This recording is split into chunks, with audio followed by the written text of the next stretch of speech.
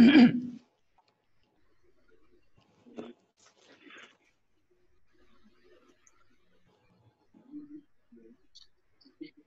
Prof. Farida.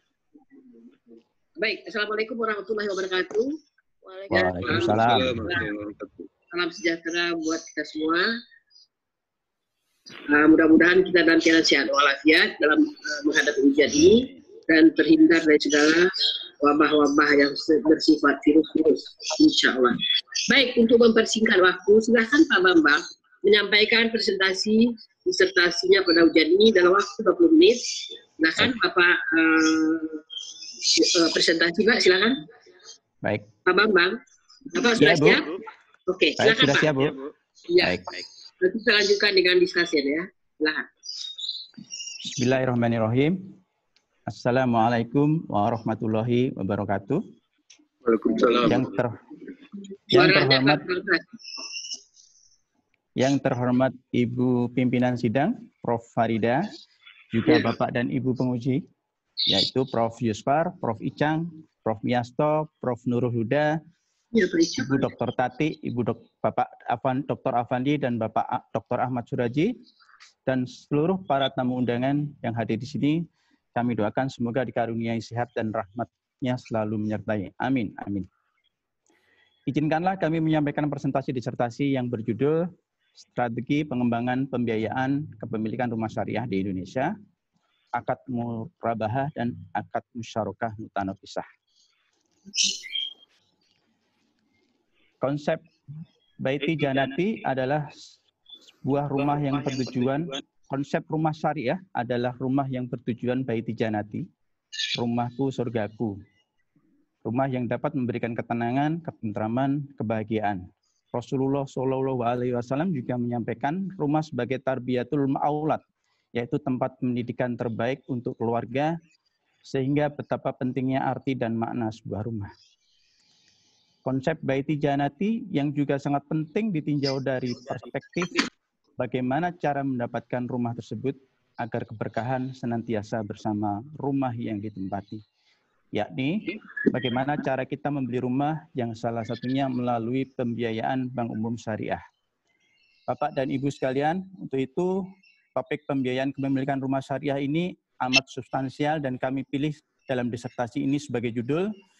Namun di sisi lain problematikanya masih amat banyak untuk diteliti. Poin-poin utama yang kami bahas dalam pendahuluan disertasi ini yaitu menjawab research question kami, mencari akar permasalahan problematika pembiayaan kepemilikan rumah syariah, alternatif solusi dan strateginya. Kami awali dengan identifikasi dan menganalisa fenomena gap di lapangan, konsep-konsep rumah syariah dan pembiayaannya, kemudian merumuskan masalah tersebut melalui sebuah metodologi dalam ruang lingkup Bank Umum Syariah saja untuk akad murabahah dan musyarakah mutanakisah. Manfaat dan tujuan riset ini adalah menemukan masalah utama dan memberikan pemahaman komprehensif yang bermanfaat sebagai sumbangsih pengetahuan dan temuan kebaharuan. Dilihat dari tabel di atas bahwa data historis 5 tahun terakhir total aset dana pihak ketiga Bank Umum Syariah trennya meningkat. Bahkan menurut data OJK 2019 pertumbuhan aset Bank Umum Syariah lebih tinggi dari bank konvensional, yaitu 14,6, sedangkan bank konvensional 10%. Hal ini menunjukkan indikasi animum kepercayaan masyarakat terhadap pengguna jasa Bank Umum Syariah semakin tinggi. Sejalan meningkatnya kesadaran umat Islam yang 85% penduduk Indonesia adalah umat Muslim. Namun pada sisi lain, opini masyarakat yang berasal dari berbagai penelitian terdahulu, Bank Umum Syariah masih dirasakan tidak berbeda dengan bank konven. Juga problematika akad murabahah dan musyarakah mutanafisah dalam pembiayaan KRS ini masih banyak penyimpangan. Di sisi lain, backlog perumahan juga masih tinggi. Data 2019 ada 9,3 juta permintaan rumah yang belum dapat terpenuhi. Kemudian belum ada riset pembiayaan kepemilikan rumah syariah yang secara komprehensif, mencari akar masalah, solusi, dan strateginya. Bapak dan Ibu penguji yang kami hormati, framework konseptual dari disertasi ini memadukan konsep tahwidi string relation yang bersumber pada Quran dan hadis, juga ijma ulama, dengan metodologi analytical network process, di mana determinan akar problematika pembiayaan kepemilikan rumah ini diturunkan dari fungsi-fungsi yang ada di TASR untuk mencari masalahnya dengan variabel yang ada di faktor internal dan faktor eksternal, dan untuk mencari solusi serta strategi, di mana semua proses ini adalah untuk mencapai sebuah masalah atau well-being. Faktor-faktor aspek-aspek tersebut saling berinteraksi, berintegrasi, dan berevolusi sesuai dengan konsep TASR. 5 variabel utama yang kami gunakan untuk penelitian ini adalah 3 aspek internal dan 2 aspek eksternal. SDM, pengurus, internal control adalah aspek internal, dan regulator, nasabah adalah faktor-faktor eksternal. Jadi pengembangan pembiayaan kepemilikan rumah syariah ditinjau dari perspektif faktor internal dan eksternal Bank Umum Syariah. Kemudian metodologi. Penelitian ini adalah penelitian yang bersifat deskriptif kualitatif dengan menggunakan metode analytical network process yang mengeksplorasi, mengolah informasi dan opini dari para responden yang memiliki kualifikasi pengalaman, pengetahuan, dan expert di bidang ekonomi keuangan syariah melalui proses in-depth interview. Di proses ANP ini dibangun berdasarkan 3 fase, fase 1, 2, 3, berdasarkan konstruksi model, kuantifikasi model, dan sintesis analisa dan analisis data, dengan mengambil informasi dari para responden. Bapak, Ibu penguji, responden yang kami ambil adalah menggunakan 9 expert yang terdiri dari 3 pakar, 4 pelaku atau praktisi, dan 2 regulator. Salah satunya adalah Bapak Rifki Asmal, Bapak Sugeng, Bapak Adi Warman Aswar Karim, Bapak Abdullah Firman, Direktur BNI Syariah, Insinyur Bratawijaya, Pak Sutarto, dan regulatornya dari Pak Ansori dan Pak Ahmad Muhammad Teguh. Berdasarkan hasil analisa pengolahan, dapat kami sampaikan bahwa masalah utama yang terjadi dalam kepemilikan rumah syariah adalah berasal dari masalah internal dengan nilai geometrik 46,5. Bapak Ibu yang kami hormati, ANP ini menggunakan parameter geometrik mean, di mana merupakan rata-rata dari bobot-bobot yang dihasilkan melalui proses super decision. Maka internal faktor yang utama adalah faktor aspek pengurus yang geometrik mean-nya 39,2, kemudian aspek kedua adalah SDM dan aspeknya internal. Di mana aspek pengurus masalahnya adalah rendahnya komitmen, aspek SDM adalah rendahnya literasi syariah, aspek internal control tidak adanya audit proses syariah. Apabila kami lihat, kami sampaikan bahwa resume dari semua penelitian ini adalah faktor-faktor internal yang tergambar dalam kotak merah ini, yaitu masalah pengurus adalah rendahnya komitmen, solusinya adalah penguatan komitmen, tentunya secara internal maupun eksternal. SDM dengan rendahnya literasi syariah, solusinya adalah penguatan skills atau capacity building. Kemudian masalah internal control, masalah utama adalah tidak adanya audit proses syariah. Solusinya dengan memperkuat peran Dewan Pengawas Syariah. Strateginya adalah meningkatkan integritas, yang kedua adalah kepatuhan syariah dan profesionalisme. Nah, 3 poin strategi ini berdasarkan urutan yang tertinggi. Kalau kita gambarkan masalah solusi dan strategi secara singkat seperti ini, Bapak dan Ibu, yaitu masalah pengurus, SDM, dan internal control.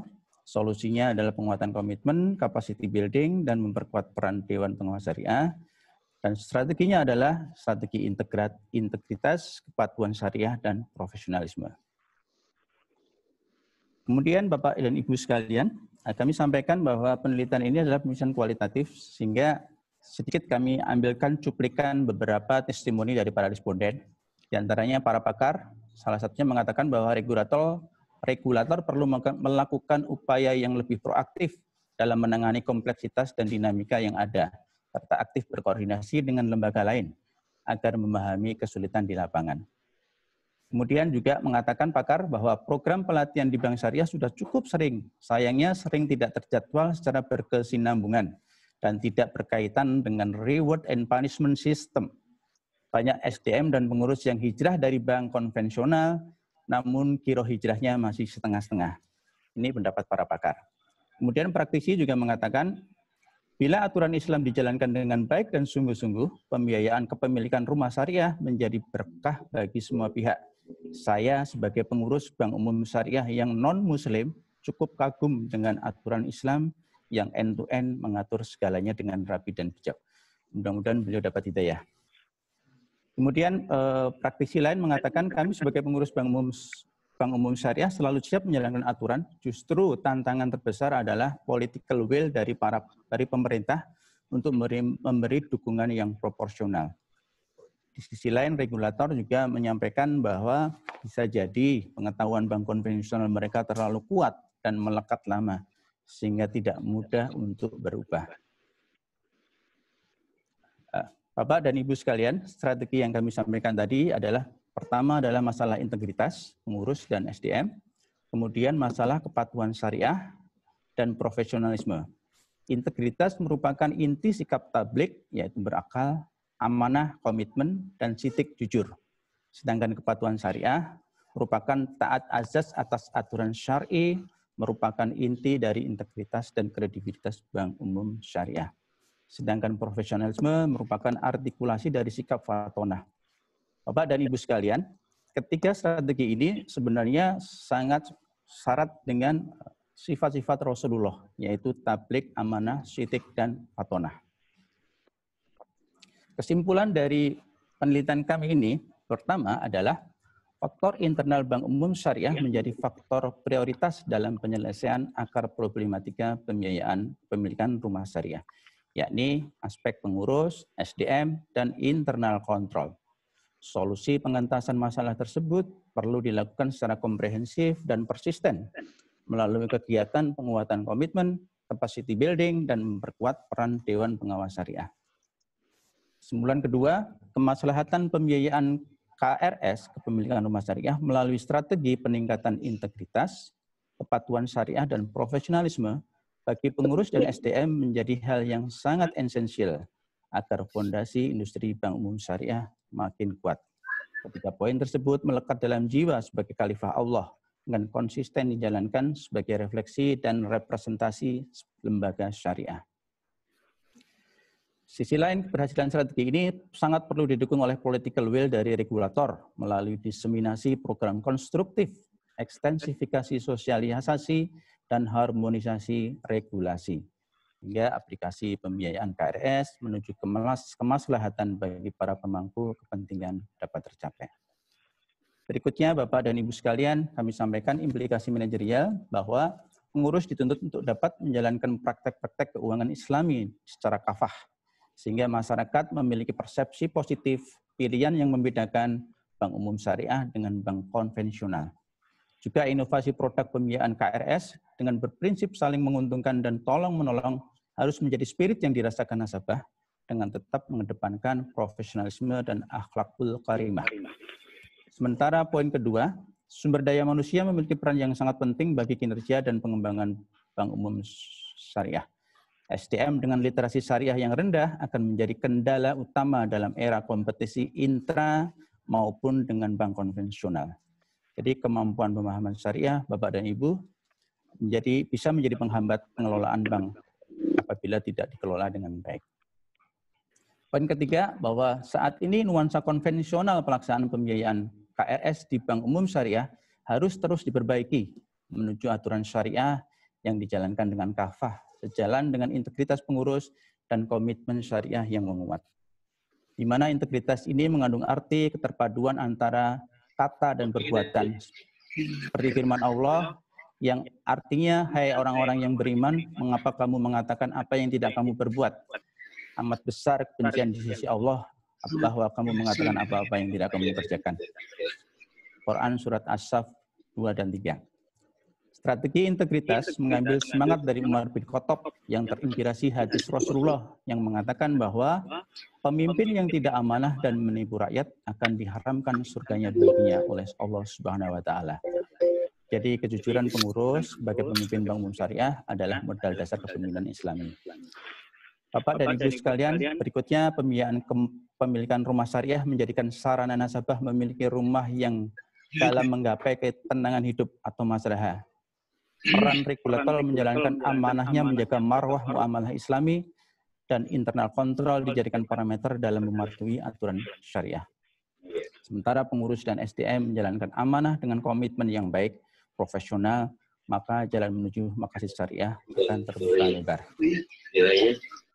Yang terakhir, Bapak dan Ibu sekalian, penelitian ini kemudian membuat sebuah pemikiran bagi kami bahwa pengembangan pembiayaan KRS ini bisa dikembangkan menjadi sebuah ekosistem kepemilikan rumah syariah. Apa itu? Yaitu sebuah konsep yang berlandaskan semangat maqasid syariah dengan membangun kawasan dan komunitas yang madani, melibatkan kolaborasi dan sinergi dari para pemangku kepentingan, sehingga terbangun tatanan ukhuwah Islamiyah dengan tujuan dalam mencapai maslahah. Bapak dan Ibu sekalian, bila dilihat dari gambar di sini, ada sebuah kepemilikan rumah syariah yang melibatkan dari para pemangku kepentingan. Salah satunya adalah Kementerian PUPR yang memiliki kebijakan dan memiliki program 1 juta rumah, memiliki lahan, dan saat ini menghadapi backlog. Begitu juga OJK dan DSN bisa mengawal Bank Umum Syariah untuk lebih aktif membiayai, membangun kolaborasi ekosistem KRS ini melalui pembiayaan KRS kepada developer, kontraktor, dan fasilitas-fasilitas support bisnis yang lainnya.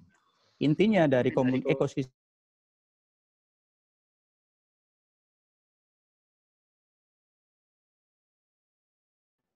demikian Bapak Ibu yang disampaikan. Jazakumullah khairan atas segala nasihat, dan bimbingan dan arahan selama ini. Terima kasih. Assalamualaikum warahmatullahi wabarakatuh. Waalaikumsalam warahmatullahi wabarakatuh. Waalaikumsalam warahmatullahi wabarakatuh.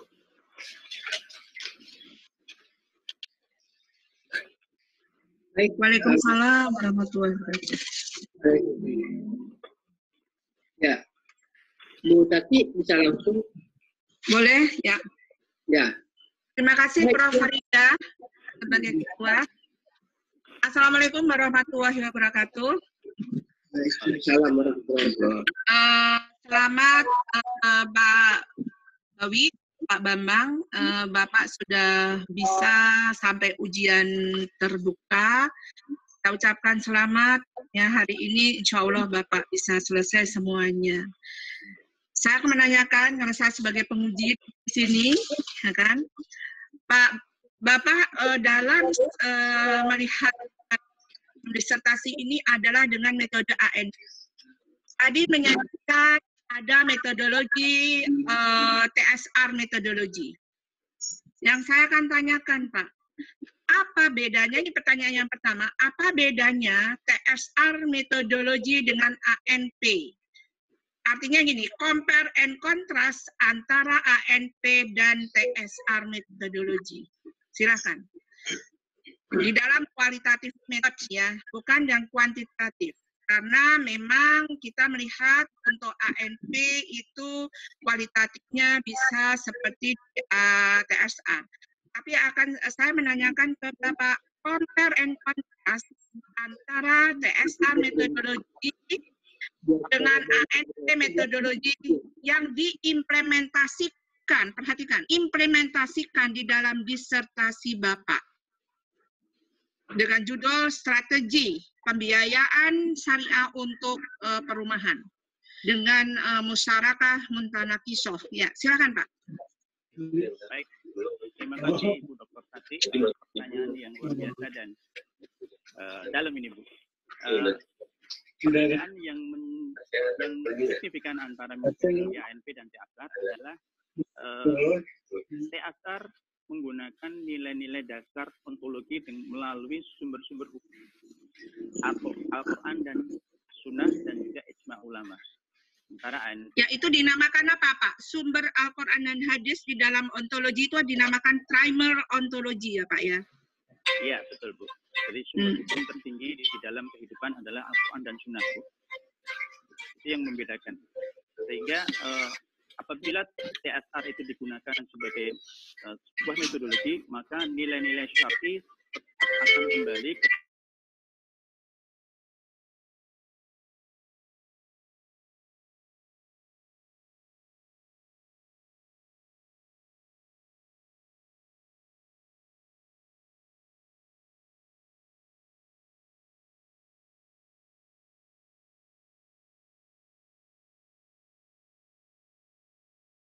hukum saja dalam implementasinya. Nah, sekarang Pak, tadi Bapak di dalam kerangka pikir kan menunjukkan bahwa ada metodologi TASAR, Omega E sebagai primer ontologi, ya kan, yang larinya dengan prosesnya melalui TASAR, terus dengan proses theta dan X theta. Di bawah X theta, Bapak menunjukkan bahwa X theta itu adalah real words yang akan Bapak lihat, yaitu judul dari disertasi Bapak, ya nggak? Nah, betul, Ibu. Sekarang saya menanyakan Pak, apa sih well-being-nya dari disertasi ini? Masalahnya apa Pak? Di dalam masalah itu terdapat makos syariah yang bisa menyelamatkan agama, jiwa, akal, keturunan, dan harta. Coba Bapak jelaskan dari hasil disertasi Bapak. Ya, baik Bu. Di X theta ini adalah permasalahan yang kami teliti, yaitu masih banyaknya problematika pembiayaan KRS ya Bu ya. Satu misalnya banyak nilai-nilai syariah yang dilanggar, nilai-nilai syariah yang dilanggar yang belum sesuai dengan nilai-nilai syariah. Sementara untuk mendapatkan well-being yang diharapkan dari milik rumah adalah adanya ketenangan, ketentraman, dan keberkahan mendekati rumah itu. Apa itu? Kemudian dia mendapatkan ketenangan jiwa ya Bu, ketenangan akal juga untuk tinggal di sebuah rumah tersebut. Nah, apabila pemilikan rumahnya dilakukan tidak dengan nilai-nilai syar'i, maka well-being atau kemaslahatan itu belum tentu bisa tercapai atau bahkan tidak tercapai Bu. Karena ada nilai-nilai yang dilanggar, menggunakan misalnya pembiayaan melalui konvensional atau ribawi. Ini yang menyebabkan kita ingin teliti apabila penelitian ini mengatakan begini Bu, apabila pembiayaan kepemilikan syariah dilakukan dengan benar-benar syar'i dan kafah, maka insya Allah well-being, kemaslahatan terkait dengan agama, jiwa, dan akal akan tercapai bagi pemilik tersebut. Demikian Bu tadi. Ya, satu lagi Pak. Ya. Baik. Dalam ANP kan itu ada masalah, ya nggak? Solusi dan strategi, ya kan? Terus sekarang novelty yang pertama nih, 3A nih. Novelty dari disertasi Bapak itu apa Pak? Yang A, 3A. 3B-nya, ya saya minta coba Bapak jelaskan kesamaan dari well-being dengan strategi yang didapatkan dari disertasi ini. Karena di dalam TASAR mungkin Pak, dalam TASAR tadi kan ada di dalam ini masalahnya dari kalau disertasi masalah dengan solusinya dengan memakai dengan X theta-nya. Solusi adalah dari theta, kita harus baca buku, ada knowledge, ada ilmu pengetahuan, dan dengan melalui X theta untuk membuktikannya dengan strateginya adalah di dalam well-being. Apa Pak kesamaan antara keduanya ini? Iya Ibu. Yang pertama novelty dulu ya Bu. Oke, ya. Dari penelitian ini kami menjadi sebuah informasi bahwa pembiayaan kepemilikan rumah syariah ini akan menjadi baik berkah apabila internal faktor yang ada di Bank Umum Syariah dibenahi, terutama komitmen pengurus, literasi syariah, SDM, dan kepatuhan terhadap internal kontrol. Jadi itu yang menjadi sebuah informasi novelty kami yang disampaikan. Kemudian kesamaan dalam well-being ini adalah sama-sama adanya knowledge, di mana masalah utama tadi internal kontrol, masalah internal faktor tadi adalah pengurus SDM dan internal kontrol ya Bu ya. Nah itu nilai-nilai yang mereka anut lebih berat kepada lebih utama pada nilai-nilai konvensional. Seharusnya menggunakan knowledge syar'i yang ada di Quran dan Sunnah. Apa itu? Mengenai misalnya nilai-nilai ribawi, masyir, gohor yang tidak boleh dilakukan. Itu harus menjadi sebuah jiwa yang ada di melekat pada pengurus dan SDM-nya. Pengetahuan itu yang masih kurang. Mereka menggunakan pengetahuan pada konvensional. Demikian Bu tadi. Ya, selamat Pak. Sudah Prof. Farida, saya kembalikan ke Prof. Farida, silakan. Terima kasih Bu Tati. Ya. Oke, terima kasih. Terima kasih Bu Tati. Mungkin selanjutnya Prof. Icang ya, Prof. Icang. Ya. Silakan Prof. Ya.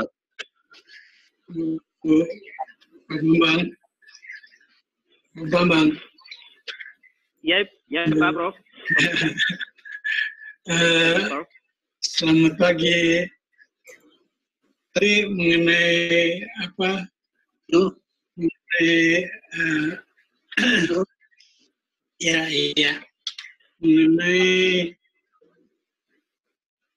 ini mau tanya mengenai di bab 1 ya ada jelas ya Pak. Password password internetnya itu pernah masih halaman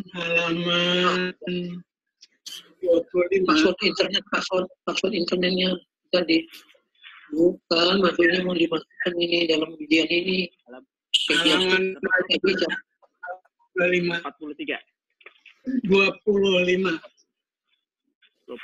ya. Manfaat penelitian. Baik Prof. Itu apa aja Pak manfaat penelitian? Ya, manfaat penelitian yang kami tulis di sini ada 4 poin Prof. Yang pertama, kami ingin membantu mengenali faktor-faktor permasalahan tersebut sehingga alternatif solusi dan strateginya bisa disampaikan. Sekaligus juga memberi pemahaman secara komprehensif aspek masalah, solusi, dan strategi sebagai penyebab permasalahan tersebut. Yang ketiga, juga memberi sumbangsih kepada para pihak yang kompeten. Dalam hal ini adalah Bank Umum Syariah, nasabah sendiri, dan para pihak di luar tersebut, misalnya notaris,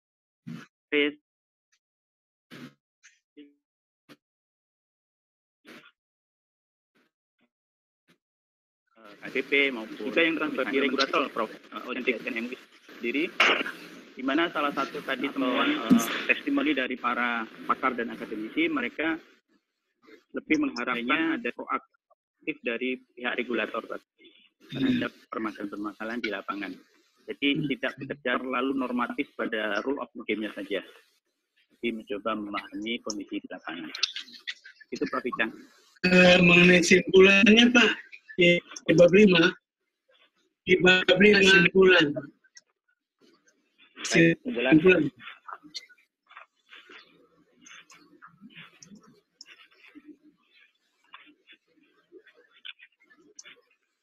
Ya Prof. Ya, apa itu yang dimaksud dengan simpulan di sini? Apa aja?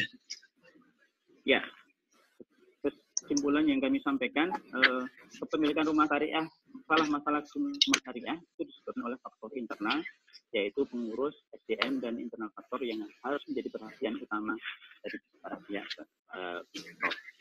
Kemudian bagaimana solusinya adalah melalui penguatan capacity building untuk SDM, pengurus, penguatan komitmen, kemudian juga aspek internal kontrol yang selama ini peran DPS masih belum terlalu kuat untuk menjadi penjaga gawang atau partner bagi direksi gabungan syariah.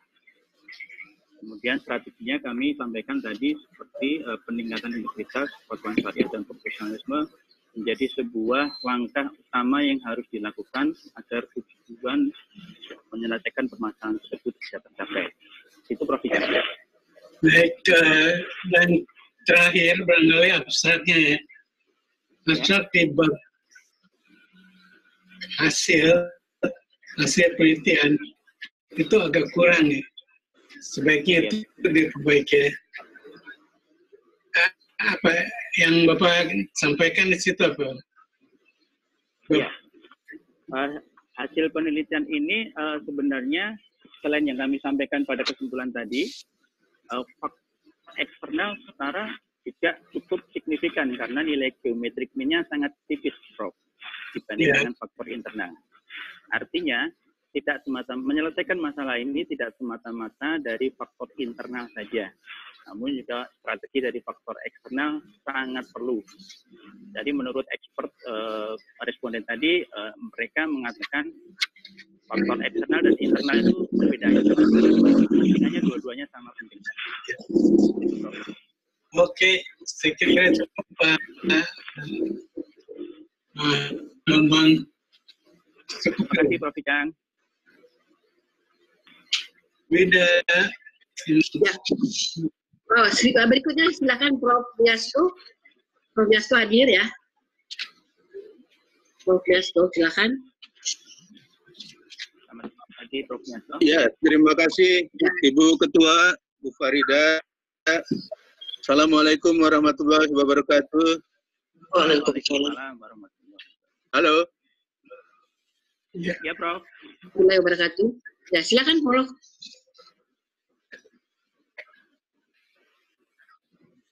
Prof, silakan. Ya, Assalamualaikum warahmatullahi wabarakatuh.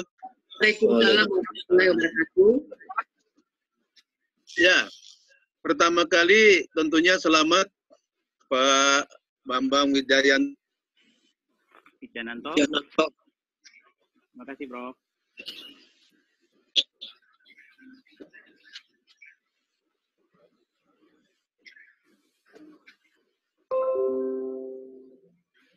Akan menanyakan beberapa hal yang berkaitan dengan disertasi saudara, tapi mungkin yang agak lebih luas karena seorang calon doktor kan dituntut mempunyai pengetahuan yang luas terhadap topik yang digelutinya. Yang pertama,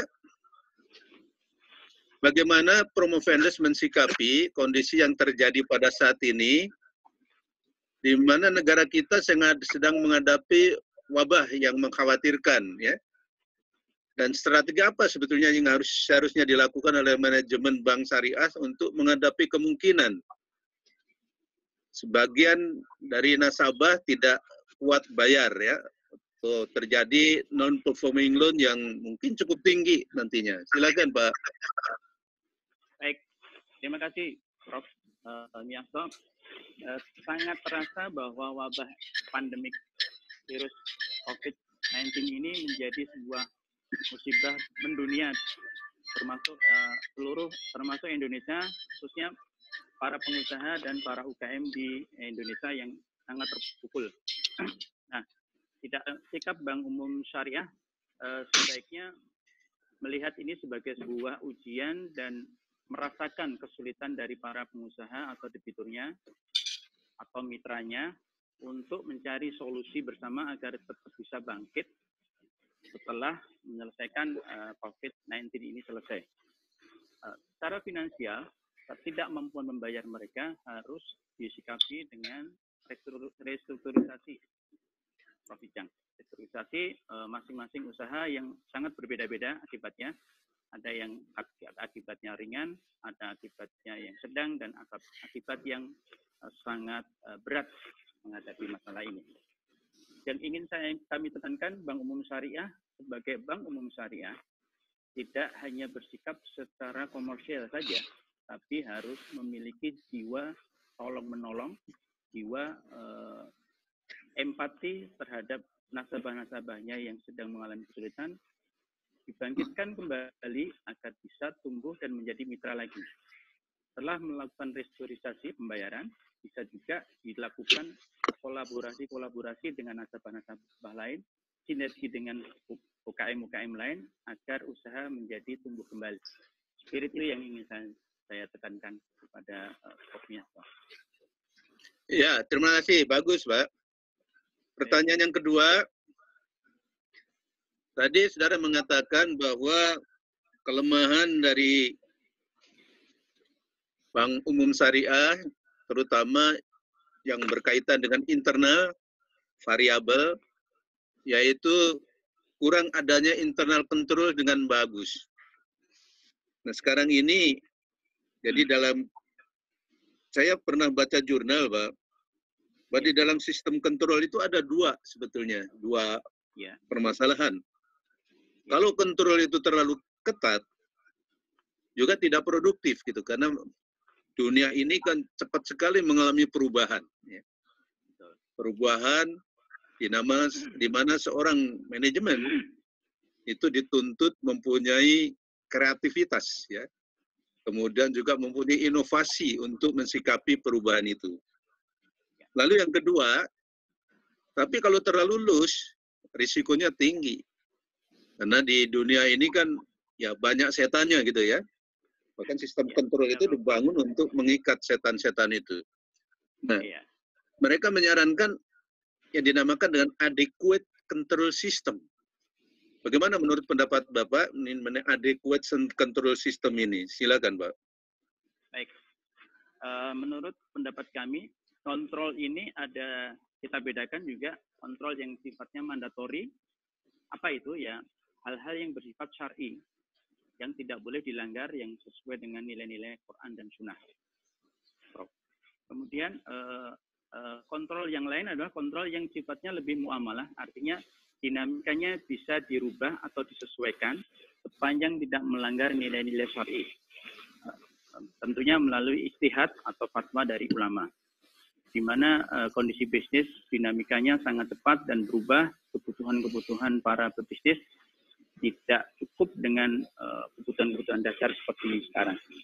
Nah, tentunya saya sangat sependapat dengan konsep adequate control system ini, di mana dinamika atau perubahan-perubahan sesuai dengan kebutuhan yang tidak melanggar syar'i tetap bisa menjadikan sebuah kontrol sistem yang baik, dengan tetap mengacu pada ijtihad atau fatwa DSN kalau di Indonesia, dan memenuhi kebutuhan dari bisnis yang ada di saat ini.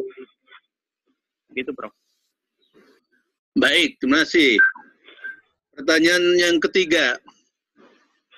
Tadi Promovendus menjelaskan bahwa salah satu masalah eksternal yang dihadapi oleh Bank Umum Syariah adalah kurangnya dukungan proporsional dari pemerintah dibandingkan dengan bank umum konvensional. Mungkin saudara bisa memperjelas itu dengan menggunakan contoh ya, dukungan apa sebenarnya yang diperlukan bagi Bank Umum Syariah di dalam meningkatkan kinerjanya. Silakan, Pak. Baik. Bank Umum Syariah ini walaupun sudah berdiri sejak tahun 2000-an ya, kalau nggak salah Bank Muamalat pertama kali Indonesia didirikan, sampai dengan saat ini literasi dan inklusi market share-nya masih sekitar 6-7%. Artinya apa? Artinya pertumbuhannya sangat rendah, di mana mayoritas penduduk Indonesia justru 80% Islam. Nah, saya melihat ini adalah sebuah baby industry yang perlu mendapat sebuah dukungan dari regulator. Dalam konteks ini adalah pemerintah melalui OJK. Misalnya, insentif-insentif yang harus diberikan agar keinginan, motivasi, atau kemudahan-kemudahan yang diberikan kepada Bank Umum Syariah ini bisa menjadi daya tarik dari para nasabah Bank Syariah untuk meningkatkan penggunaan jasa Bank Syariah. Kemudahan apa mungkin yang bisa Bapak berikan contoh? Misalnya begini, penilaian kesehatan, Prof. Penilaian kesehatan itu kalau di Bank Umum Syariah, kalau 1 bulan sudah tidak bayar, itu langsung masuk ke kolektivitas 3. Ya. Pengawasan khusus. Sementara bank konvensional masih masuk ke kolektivitas 2. Nah, karena perbedaan sistem dan risikonya membuat OJK memberikan punishment yang lebih kelihatannya seperti itu. Kemudian masalah perpajakan. Murabahah yang zaman dulu itu PPN-nya masih dikenakan pajak, Prof. Baru 5 tahun terakhir ini misalnya. Begitu juga produk-produk inovasi baru dari Bank Syariah itu menurut para pelaku itu respon atau support dari DSN itu lebih aktif. Gitu. Jadi mengajukan dulu baru diadakan. Kurang proaktif gitu nih para pelaku itu. Saya kira itu, Prof. Iya. Pertanyaan terakhir, Pak. Jadi bagus tadi. Jadi 4 pertanyaan sudah dijawab dengan baik. Terima kasih. Pertanyaan terakhir ini, Pak, dalam kaitan dengan yang keempat tadi. Ya. Sekarang ini pemerintah kan menerbitkan PP nomor 25 tahun 2020, Pak ya. Mengenai tapera. Jadi ya, tabungan perumahan rakyat. Perumahan rakyat. Ya. Di mana ASN, TNI, Polri wajib itu ya. Lalu pertanyaan saya adalah bagaimana manajemen Bank Syariah itu mensikapi, ya? Karena ini bisa menjadi peluang juga bagi Bank Syariah untuk meningkatkan market share-nya kan? Silakan, Pak. Betul. Dengan undang PP nomor 25 ini, adanya tapera tabungan perumahan rakyat ini, maka potongan-potongan dari para ASN dan AB itu dananya dikelola oleh sebuah lembaga. Nah, kemudian akan diolah menjadi dana-dana yang akan digunakan untuk membiayai perumahan. Peluang bagi Bank Umum Syariah adalah melakukan kerjasama dengan lembaga tersebut atau untuk pengelolaan dananya yang sangat besar, karena cicilan potongan itu seluruh ASN itu cukup besar. Kemudian juga kerjasama kolaborasi kepada pembiayaan developer yang mendapatkan kontrak dari lembaga tapera tersebut untuk membangun perumahan. Jadi sinergi dan peluang dari Bank Umum Syariah terhadap peluang tapera ini sangat banyak. Terutama juga pengambilan pembiayaan kepada nasabahnya dengan adanya dana tapera ini menjadi risikonya rendah bagi Bank Umum Syariah. Itu Prof. Miasto. Iya, baik. Terima kasih. Jadi ini, tapi ada enggak di dalam disertasi Bapak ini? Tapera belum, Pak. Disertasi sudah selesai sebelum tapera muncul, Prof. Iya, tapi kan lulusnya nanti kalau lulus loh ya, baru hari ini kan. Jadi mungkin kalau dimasukkan akan menambah jadi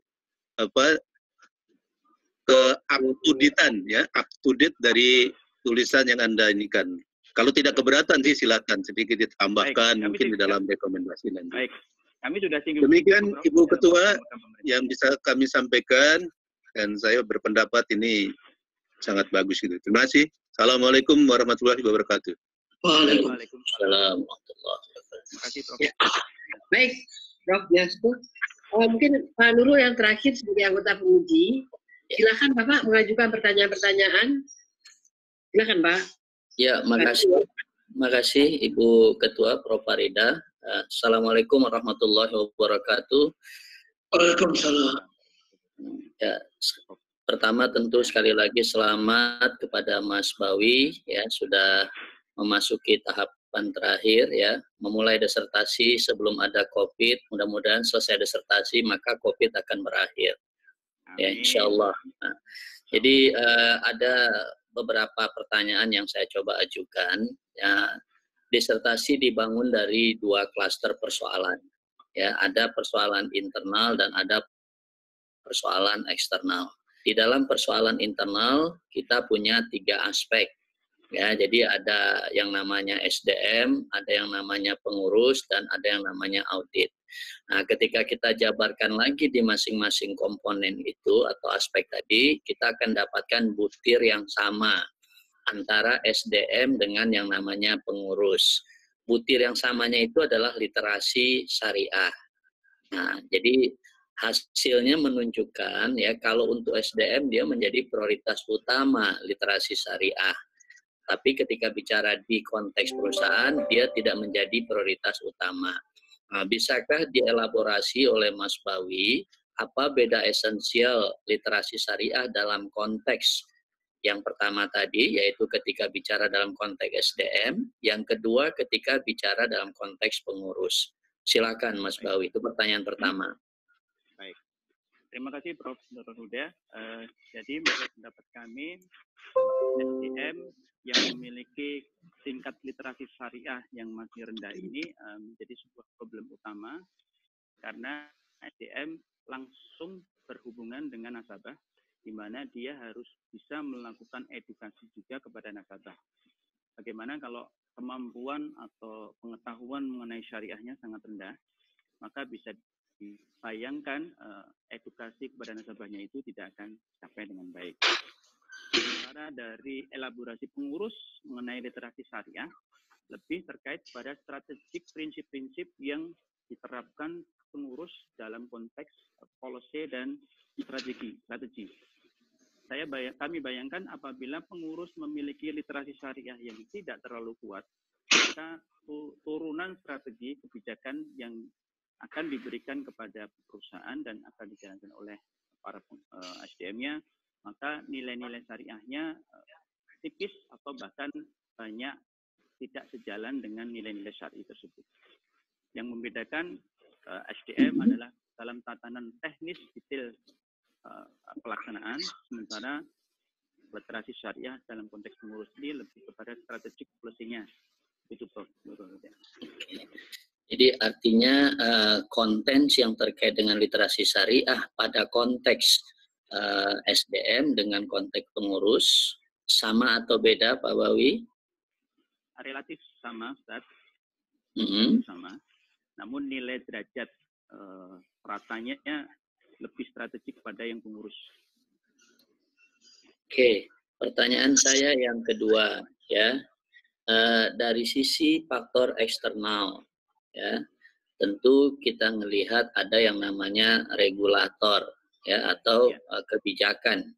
Kira-kira dikaitkan dengan pertanyaan Prof. Miyasto tadi ya, dengan adanya tabungan ya untuk Tapera ini ya dikaitkan dengan konsep hasil daripada faktor eksternal yang juga menempatkan posisi itu adalah pemerintah menjadi faktor yang dominan.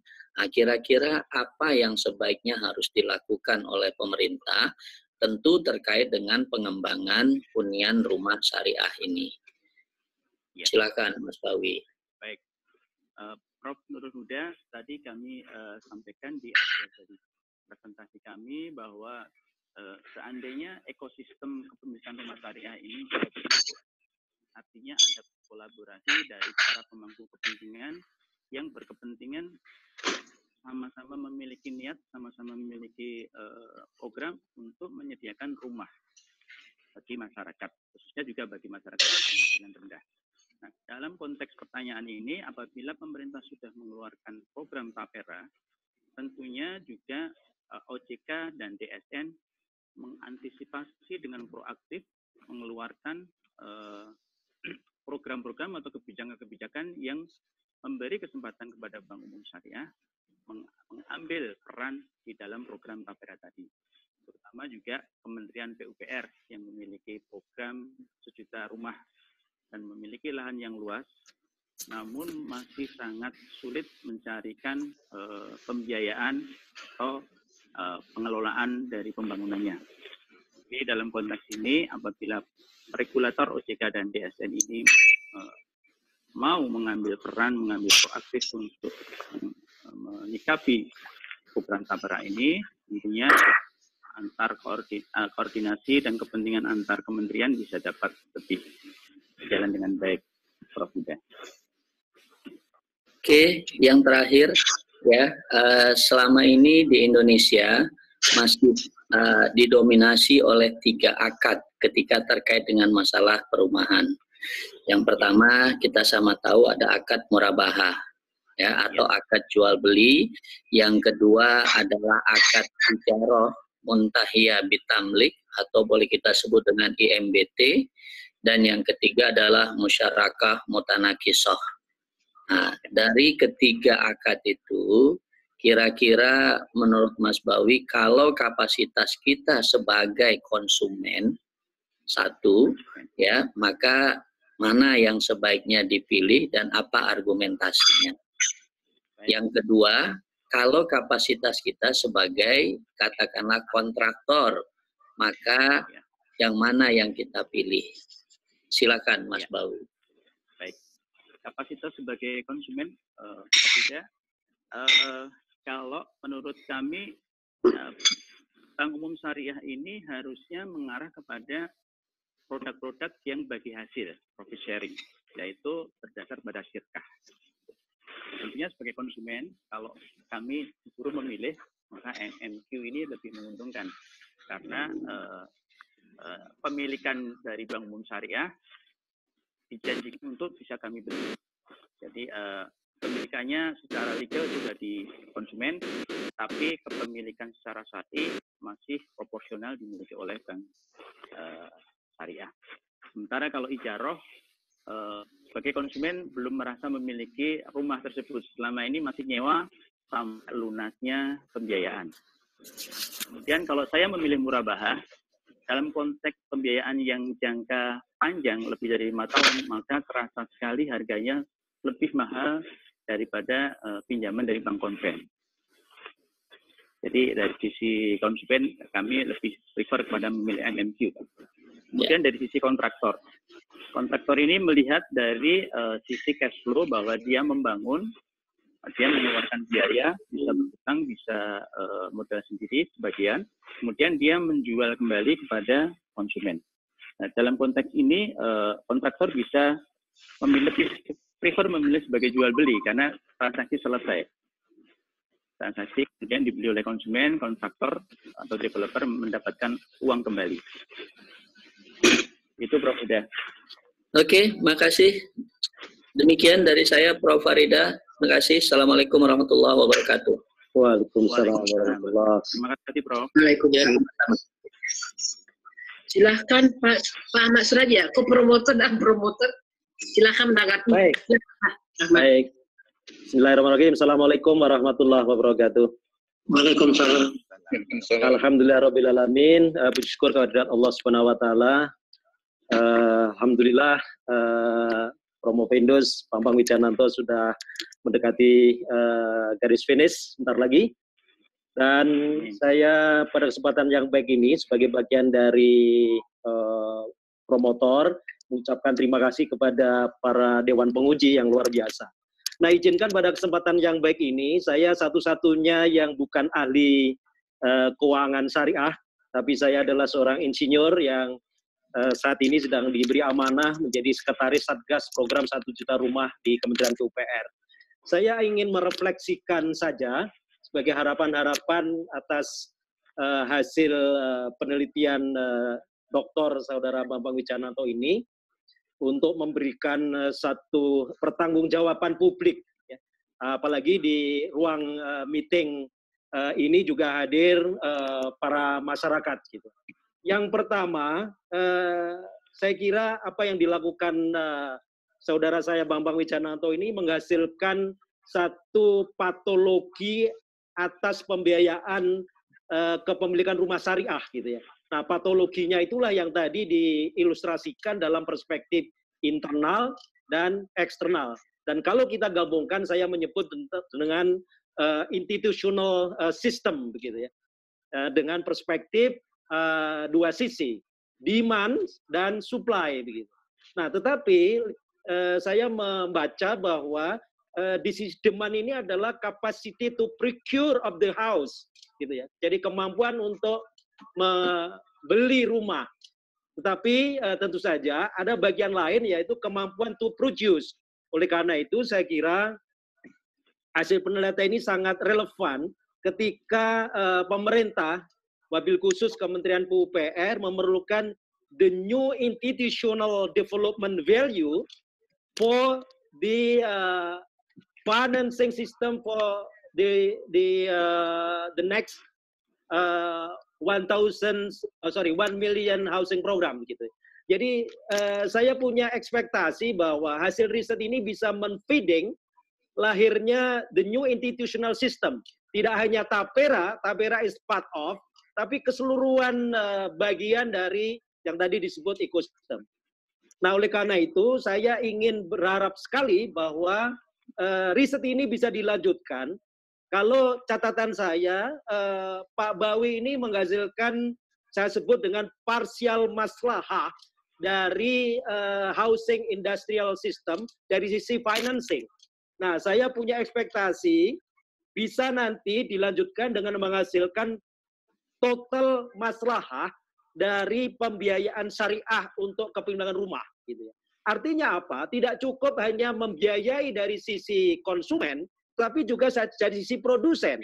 Tadi disebut ada developer, ada kontraktor, bahkan barangkali ada investor begitu ya. Dengan sistem penyediaan rumah yang semakin lama semakin kompleks, dilihat dari perspektif elemen-elemennya. Satu adalah bagaimana menyediakan lahan. Nah, selama ini program 1 juta rumah itu tantangannya di samping tantangan pembiayaan juga tantangan menyediakan lahan. Nah, lahan ini tentu saja regulatornya adalah Kementerian ATR BPN, bukan Kementerian PUPR. Begitu. Nah, oleh karena itu isu tentang financing land, ya, membiayai lahan bagi developer ini juga harus menjadi perhatian bagi riset-riset di bidang syariah financing. Kemudian yang kedua, saya punya harapan bahwa Pak Bawi tadi menemukan pada kita ada isu overly regulated, tetapi tidak konvergen. Maka disebut perlu harmonisasi. Nah, saya mencatat bahwa hasil penelitian Pak Bawi ini mestinya bisa dikontribusikan untuk mengubah, saya sebut dengan regulatory structure, mulai dari Undang-Undang 1 tahun 2011, junto juga Undang-Undang 20 Undang-Undang 2011. Jadi isunya tidak hanya dilihat dari perspektif OJK, kemudian perspektif Dewan Syariah, tapi dari satu sisi adalah perspektif regulator di bidang housing producer, gitu. Oleh karena itu, saya kira riset ini sangat luar biasa untuk bisa melahirkan satu terobosan baru, gitu ya, di bidang new institutional development value. Jadi nilainya apa? Nilainya adalah syariah. Nah, satu catatan penting harapan kami bahwa variabel maslahah ini bisa ditambahkan pada kriteria yang sekarang ini sedang di-exercise oleh pemerintah yang disebut dengan rumah layak huni. Jadi perspektif global menggunakan Sustainable Development Goal, rumah dikatakan layak huni itu kalau memiliki satu kekuatan, ya, artinya kaitannya dengan konstruksi. Yang kedua adalah kesehatan, artinya adalah sanitasi. Kemudian yang ketiga adalah luasan gitu. Nah, saya ingin berharap bahwa riset ini bisa juga come up dengan satu rekomendasi.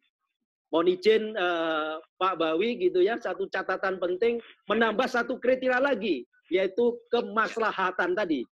Nah, masalah itulah yang saya address, tidak berhenti di kemaslahatan dari sisi bagaimana Bank Umum Syariah menyediakan pembiayaan syariah, tapi bagaimana dari sisi supply, producing the house, itu juga maslahah.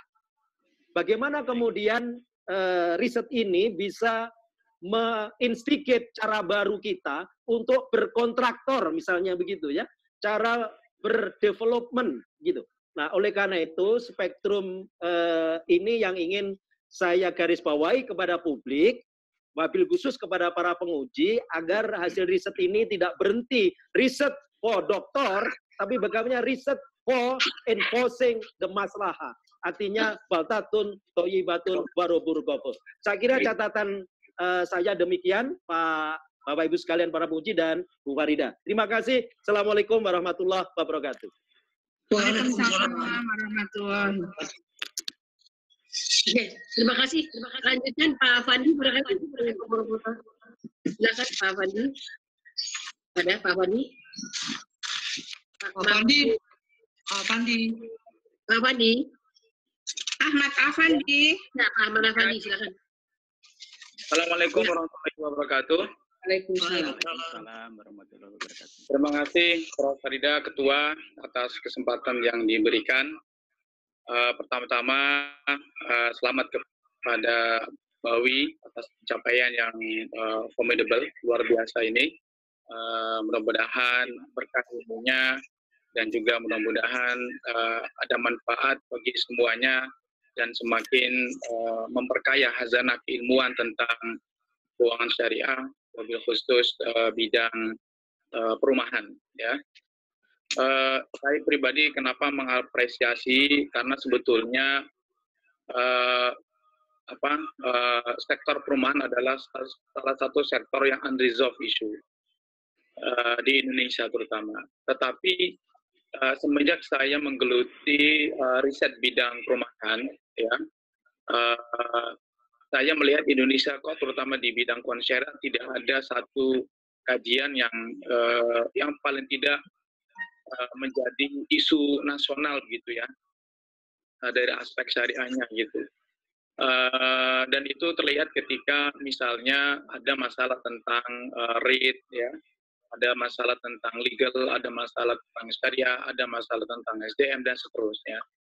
Kemudian dikaitkan lagi dengan kajian saya yang berikutnya itu tentang affordable housing ataupun affordable financing, yang juga merupakan relevansi atau keterkaitan dengan masalah perumahan yang ada di Indonesia.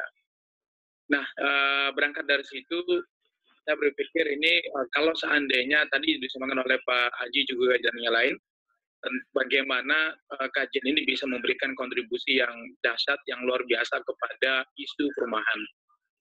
Nah, saya meyakini apa yang dihasilkan hari ini tentunya masih banyak kekurangan, tetapi ini adalah sebuah tadi yang saya sampaikan, saya namakan sebagai formidable effort, ya, ataupun formidable work oleh seorang Pak Bawi yang memberikan terobosan kepada dunia ataupun kepada ilmu perumahan, terutama yang terkait dengan syariah. Ini sesuatu yang luar biasa. Sekali terima kasih kepada para dosen penguji dan juga para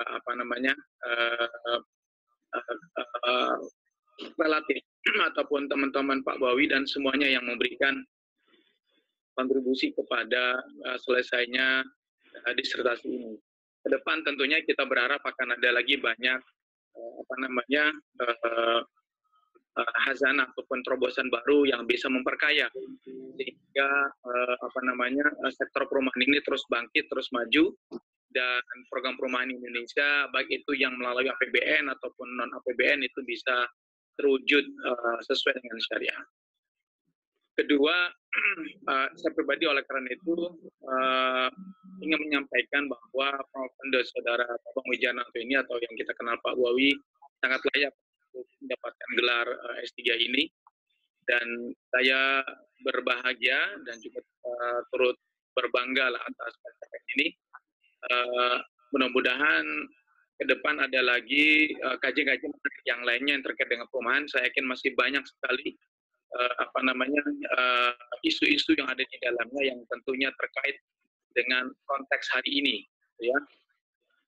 Nah, selain dari itu mungkin Pak Bawi sebagai sedikit catatan, ya, mungkin nanti abstrak itu yang bahasa Inggris terutama, ya, nanti akan kita revisi bersama. Kemudian ada satu lagi mungkin implikasi yang saya anggap catatan penting kepada konteks hari ini, yaitu tentang sekuritisasi KPR atau KPRS ya, terutama yang menggunakan instrumen EBA ataupun efek dragon aset syariah yang KIK ya, yang KIK ataupun kontrainvestasi kolektif, yang EBAS ataupun yang SP ataupun surat pernyataan, karena ini fatwa sudah ada, POJK-nya juga sudah ada, tetapi belum ada yang melaksanakan. Nah, tentunya banyak masalah di dalamnya ya, karena syarat di DSN biasanya tidak boleh yang berbasis utang ya, jadi otomatis merubah itu tidak bisa. Jadi yang dipakai adalah MMQ. Sementara MMQ hanya beberapa bank yang menggunakan rekening, artinya mayoritasnya masih menggunakan merubah. Jadi kalau seandainya kajian ini diberikan sedikit kepada industri, paling tidak memberikan gambaran ya, dan harapannya tentunya sekuritisasi ini akan muncul ya, akan ada yang baru itu, karena saya yakin permintaannya itu sangat luar biasa. Tadi disampaikan oleh Pak Haji bagaimana program 1 juta rumah itu yang saya yakin tidak semuanya itu bisa dibiayai oleh pemerintah, dan itu memerlukan sektor swasta untuk partisipasi di dalam pembiayaan. Nah, mudah-mudahan ini mau mengantar kepada itu disertasi ini. Jadi mungkin Pak Paul bisa menambahkan dari aspek implikasinya itu tentang adanya sekuritisasi. Sekian Prof. Rida. Lagi kepada Pak Bawi. Terima kasih Prof. Dr. Afandi. Waalaikumsalam. Terima kasih Pak Afandi. Silakan Prof. Yuswar terakhir. Ya, Assalamualaikum warahmatullahi wabarakatuh. Waalaikumsalam. Pak Bambang Wijananto, dengar nggak Pak Bambang? Ya. Dengar, Prof. Ya, selamat ya sudah sampai pada akhirnya ini dengan pertanyaan-pertanyaan dari para penguji yang begitu hebat ya, dapat dijelaskan oleh Pak Bambang Wijananto dengan baik. Dan saya juga mengucapkan terima kasih kepada para penguji, Prof. Icang, Prof. Miyasto, kemudian Prof. Nurhuda, dan Pak komentar dari kopromotor yang begitu tajam ya, dari Pak Ahmad Suraji, Dr. Ahmad Suraji, dan Bapak Dr. Ahmad Afandi. Jadi sudah komentar-komentar itu sudah mencakup secara keseluruhan ya, bagaimana nanti Pak Bambang bisa nanti memperbaiki ada usul-usul yang belum termasuk di dalam disertasi itu supaya bisa ditambahkan ya Pak Bambang. Juga saya pikir saya hanya ingin tahu bagaimana langkah selanjutnya dari Pak Bambang Wijananto ini setelah selesai, dan bagaimana pengembangan dari hasil penelitian ini. Bisa dijelaskan nggak rencananya? Baik, Prof. Baik, Prof. Terima kasih, Prof. Jadi penyelesaian studi saya mengenai doktoral ini menjadi awal bagi kami untuk lebih giat berjihad melakukan suatu hal-hal kebaikan seperti yang tadi Pak Ahmad Suraji dan Pak Ahmad Afandi yang luar biasa menginspirasi dan mendobrak daya niat kami, Prof. Jadi insya Allah kami akan dengan Pak Ahmad Suraji dan Pak Ahmad Afandi akan bergerilya untuk datang dari kementerian ke kementerian untuk menginisiasi ide-ide yang tadi disampaikan. Dan mudah-mudahan ini menjadi bagian dari perjuangan dan jihad kami untuk memperbaiki kondisi masyarakat di Indonesia melalui aspek perumahan. Ya. Prof. Ya, terima kasih Pak Bambang ya. Selamat sekali lagi, dan saya sudah dengar. Assalamualaikum warahmatullahi wabarakatuh. Waalaikumsalam. Terima kasih, Prof.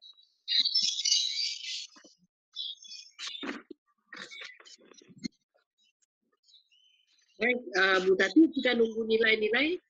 Ya, Prof. Farida belum ngasih nilai. Sama Pak Ahmad Suraji. Ya. Ya. Nilainya dikirim ke mana, Prof? Dikirim ke WAIE. WA aja. WAIE, Pak. Oke, siap. Yang saya WA aja, Pak. Harus lagi WA aja. Siap. Bu Intan sudah masuk ya? Jumlahnya aja, jumlah. Bu Tati sudah masuk kan nilainya? Saya sudah, Ibu udah masuk, nilainya udah. Udah, Prof. Profesor Salah, Prof. Itu linknya, Prof. Bukan filenya, Prof. Udah masuk ya? Nilainya itu tadi linknya, Prof, yang dikirim, bukan file. Prof Farida, itu linknya, bukan filenya. Oke. Oke aja.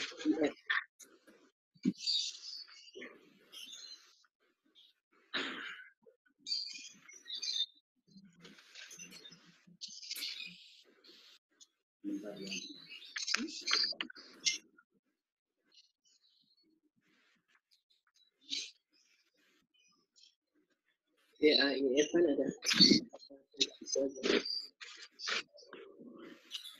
Ya tadi Prof Farida tadi udah dikirim, cuma itu link, bukan filenya. Sekarang udah ya? Halo? Baik, udah masuk kan?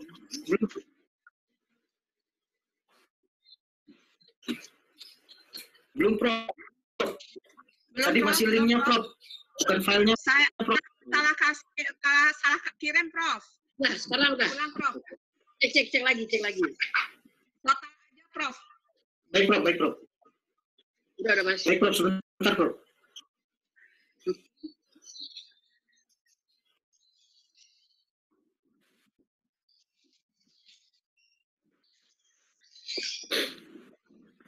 Ya, Prof. Sudah, Prof. Ya, masuk. Pakai kirim ke Ibu, Kep. Ya, siap.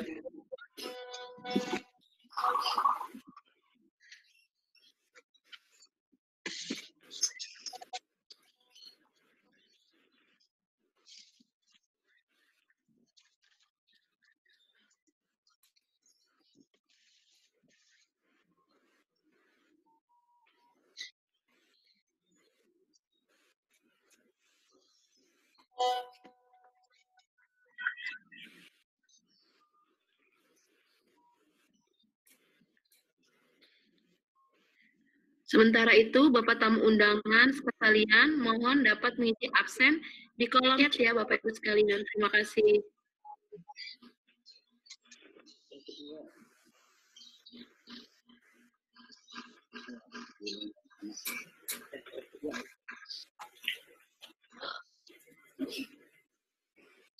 Yang kedua Pak Isfar, ketuanya.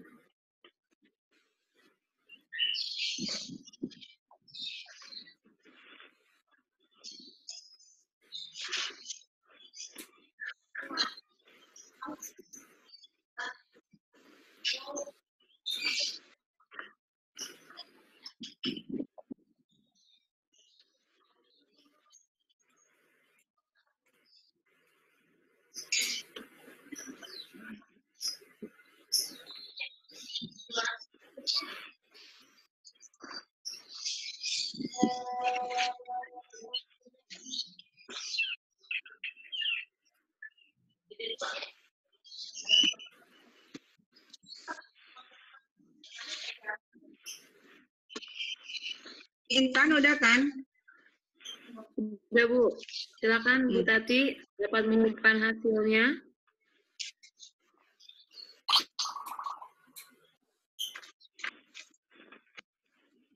Assalamualaikum warahmatullahi wabarakatuh.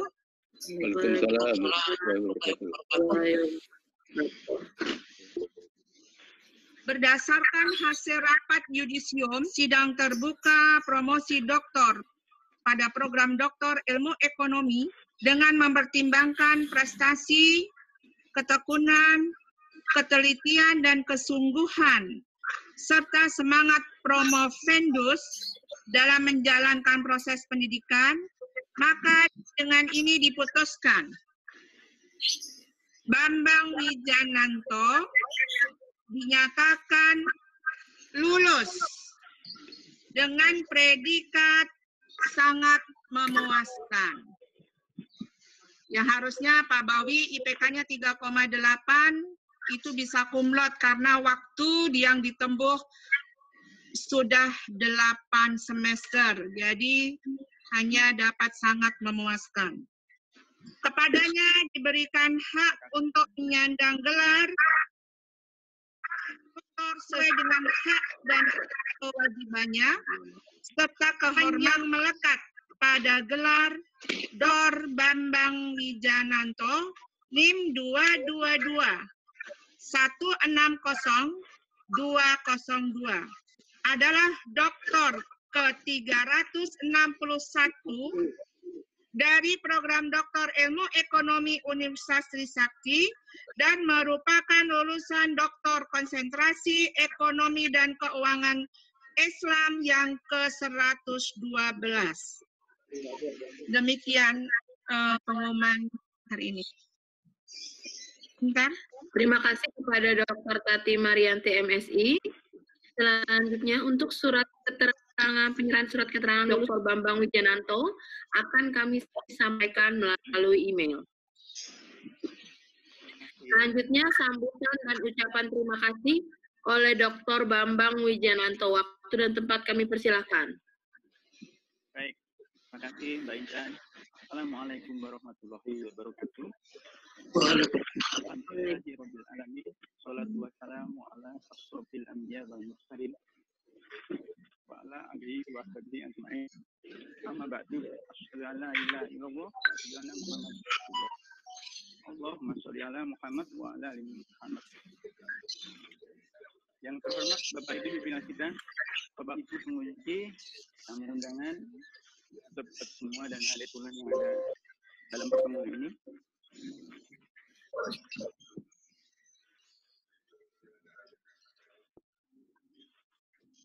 Ya Allah, dengan segala kebesaran dan keagungan-Mu, tak henti-hentinya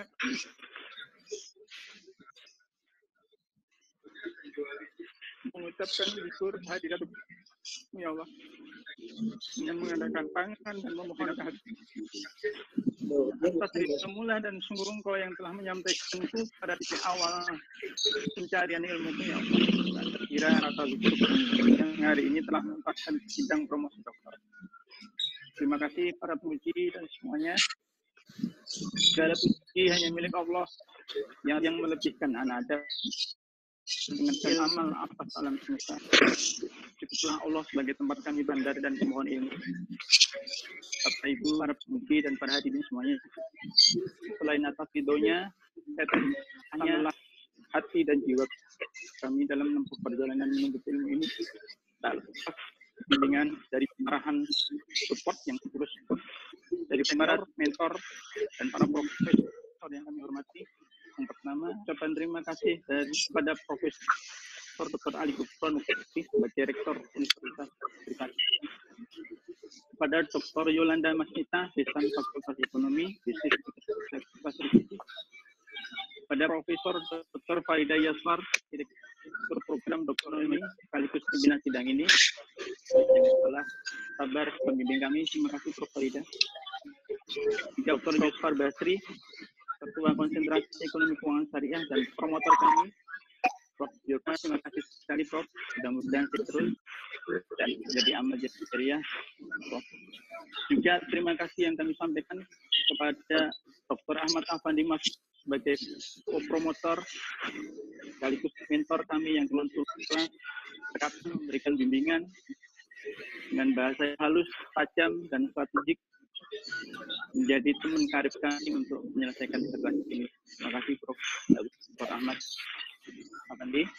Juga sahabat saya Insinyur Ahmad Suraji selaku promotor yang telah dengan dahsyat menggelegar ala Banyuwangi, menyemangati kami dikala kami susah, dikala kami macet, mereka selalu mendorong kami.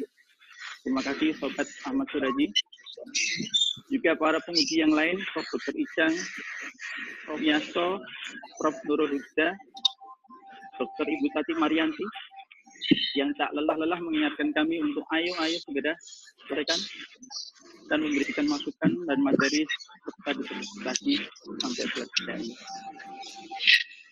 Juga disertasi ini kupersembahkan sebagai hadiah tambahnya usia ibunda tercinta kami yang 11 Juni kemarin berusia 94 tahun. Mudah-mudahan Allah merahmatinya, yaitu Ibu Nyonya Tuminah Noto Harjono, Allah di Jogja beliau masih melihat menghadiri pertemuan ini. Juga sembahkan untuk ayahanda almarhum Bapak Haji Sugiono Sahardono.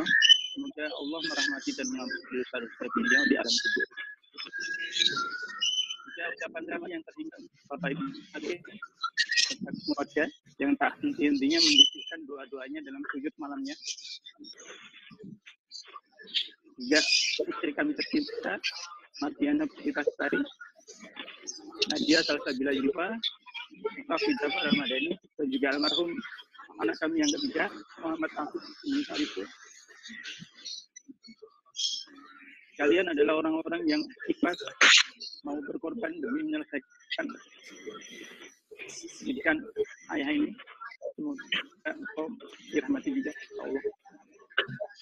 Juga seluruh kakak-kakak dan kami, Purwokerto Harjo, Arwanto Purnomo dan istri, Rianto Atmaja dan istri, Nurhadiati Fatminisi dan suami, para adik keponakan yang mendukung penyelesaian disertasi, juga telah mendukung dan mendoakan.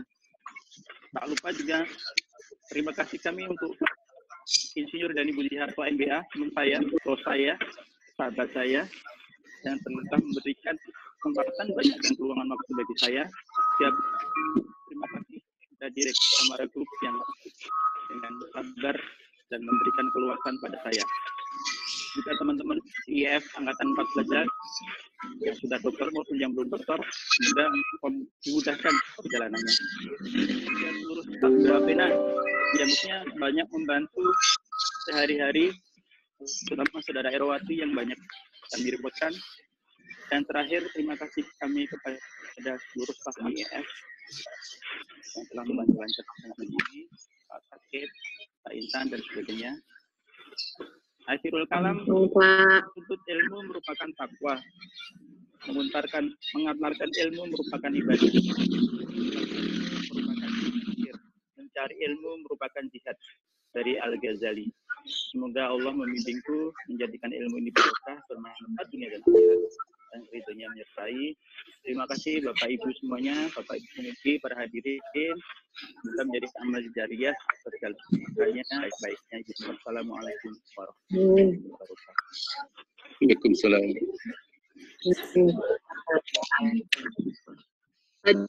Hadirin yang kami hormati, sidang terbuka promosi program Doktor Ilmu Ekonomi dengan Profesor Dr. Janabang telah selesai.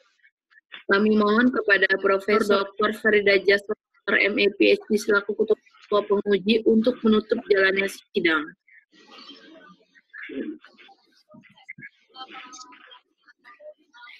Baik, Assalamualaikum warahmatullahi wabarakatuh. Waalaikumsalam warahmatullahi wabarakatuh. Dengan mengucapkan alhamdulillahirrahmanirrahim, maka sidang terbuka pada hari ini dengan penghulu Bapak Bambang Wijananto telah selesai dan telah lulus dengan nilai sangat memuaskan dan merupakan doktor ke-361 yang telah diluluskan oleh program doktor ilmu ekonomi Fakultas Ekonomi Universitas. Saya kira dengan selesainya acara ini, maka saya akan menutup sidang terbuka ini lagi dengan mengucapkan alhamdulillahirrahmanirrahim. Alhamdulillah. Ya, saya tutup. Assalamualaikum warahmatullahi wabarakatuh. Demikian sidang ujian dengan acara promosi Dr. Bambang Wijananto. Kami mengucapkan terima kasih atas kehadiran para penguji dan tamu undangan sekalian. Kurang lebihnya kami mohon maaf. Assalamualaikum warahmatullahi wabarakatuh. Waalaikumsalam.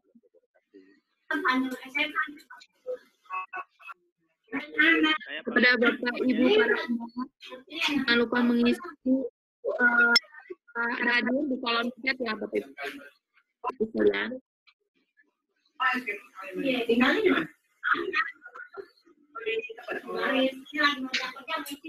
Insya Allah. Liburan panjang sekolah. Iya lah. Insya Allah dapat kerjaan. Insya Allah. Ya, waalaikumsalam. Terima kasih, Prof.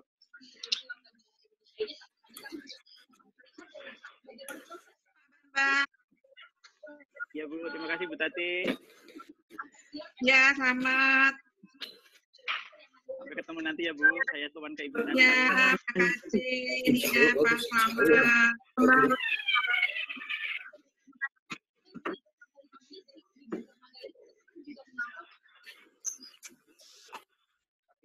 Ini lanjut ke berikutnya ya?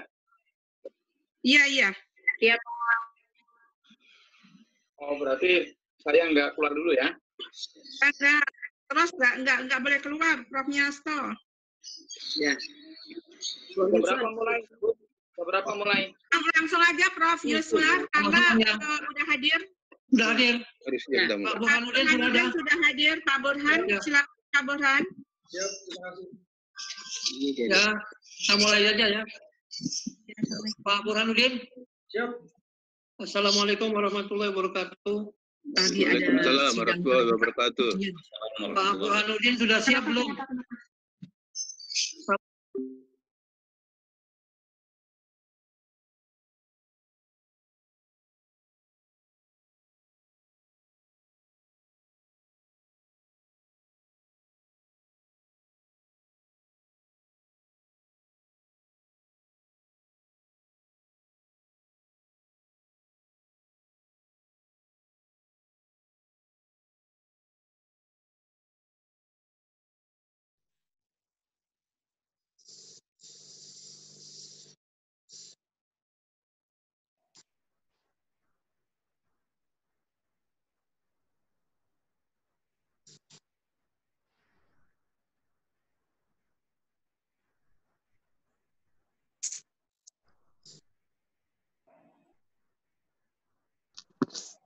Om Bawi.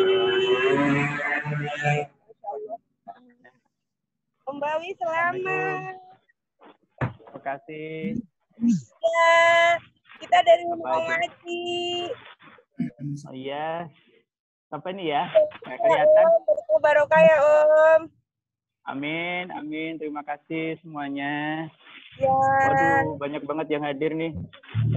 Andri, Yayi, Mas Koko,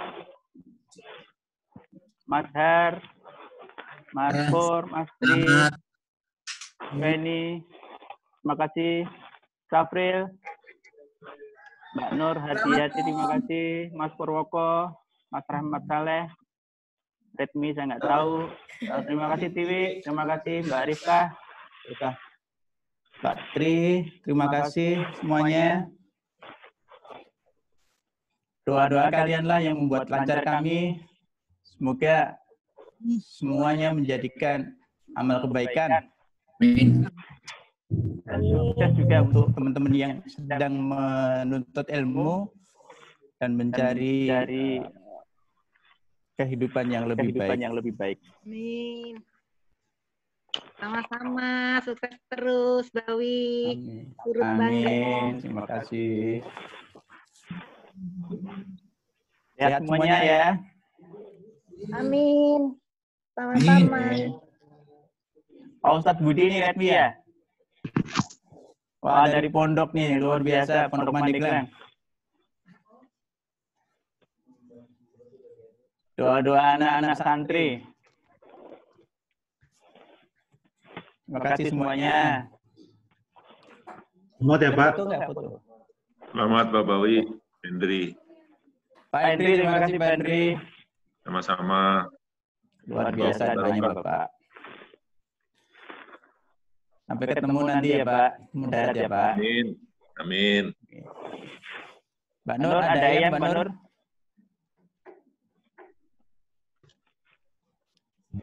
Mbak Nur? Ada yang Mbak Nur?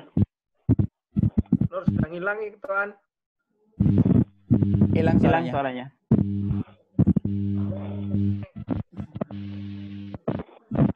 Ya.